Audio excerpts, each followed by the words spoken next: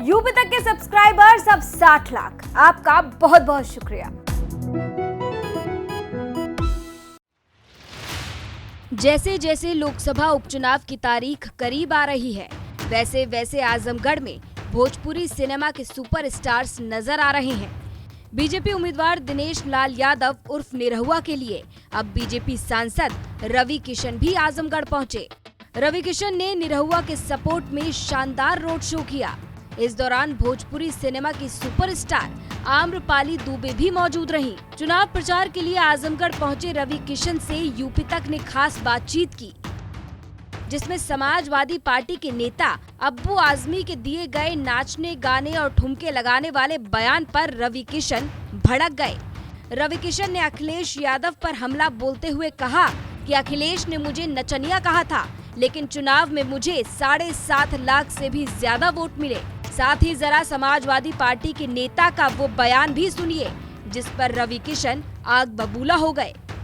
हाँ, निरहुआ सटल रहा है, ये धंधा उसका है, ठुमका मारे जाके। अरे वो ठुमके मारने वाली जरूरत नहीं आता, यहाँ पे किसी अच्छे आदमी की जरूरत है जो जानता है किसान की जरूरत क्या है, जानता है मजदूर की जरूरत क्या है, आजमगढ़ का विकास कैसे हो सकता है, असेंबली पार्लियामेंट में बहस कैसे की जाती है, इसकी जरूरत है। और इस देश में सबसे अच्छा जो परिवार है, राजनीतिक परिवार, वो श्री मुलायम सिंह यादव जी का है और हमें खुशी इस बात की। इस तरीके की बयानबाजी, ठुमका लगाना और इस तरीके की चीजें आ रही हैं, इस पर अभी भी आपका क्या कहना? कुछ नहीं, वो 23 के चुनाव बाद 26 के जब कमल खिली तो ये बयानबाजी नचनिया हमके भी अखिलेश जी बोल ले रहना।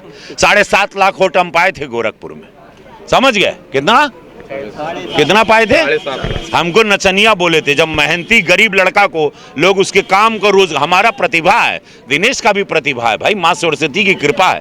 भोजपुरिया समाज हम लोगों का 25 करोड़ का समाज है, वो समाज हम लोगों को सुपरस्टार बनाया। उस समाज को अगर नचनिया बोल रहे हैं, आज हमारे समाज की वजह से हम आई जगह भोजपुरिया समाज कहल जाला। उसमें हिंदू भी है, मुसलमान भी है, स्वर्ण भी है, गड़ा भी है, पिछड़ा भी है। भोजपुरिया समाज बहुत बड़ा बा, पूरे विश्व में बांटे, और हम लोग उसके सुपरस्टार हैं। हम लोग गरीबी से आए हैं, हम लोग को बोलना। अब 26 के देख लिया, अगर इन लोगों ने ऐसा बयानबाजी किया है जैसा कि आप बोल रहे हो, तो 26 को देखना कमल ऐसे एकदम झरझरा के एकदम हर हर महादेव। वहीं रवि किशन ने कहा कि आजमगढ़ को पिछड़ता हुआ देखकर दुख होता है, लेकिन इस बार लोगों के सामने गोल्डन अपॉर्चुनिटी है, और इसी दौरान उन्होंने निरहुआ को वोट देकर जिताने की अपील की। आजमगढ़ हमारे बगल के जिला बाटे, हम जौनपुर के राकत का ही आजमगढ़, लेकिन बड़ा दुख हुआ इस आजमगढ़ को। इतना पिछड़ा आजमगढ़ देखते हुए चलत रहा, इतना पिछड़ा आजमगढ़ देख के हमको बड़ा दुख हुआ। आजमगढ़ का दुर्भाग्य है, आजमगढ़ के लोगों को इस वक्त दिनेश लाल यादव को कमल के निशान को जिताना है और अपने भाग्य को बदलना है। आजमगढ़ को 14 महीना भी 15 महीना रहेगा, दिनेश जीतेंगे। 15 महीना में दिनेश का काम देखिएगा, नहीं तो दिनेश को दोबारा मौका नहीं दीजिएगा।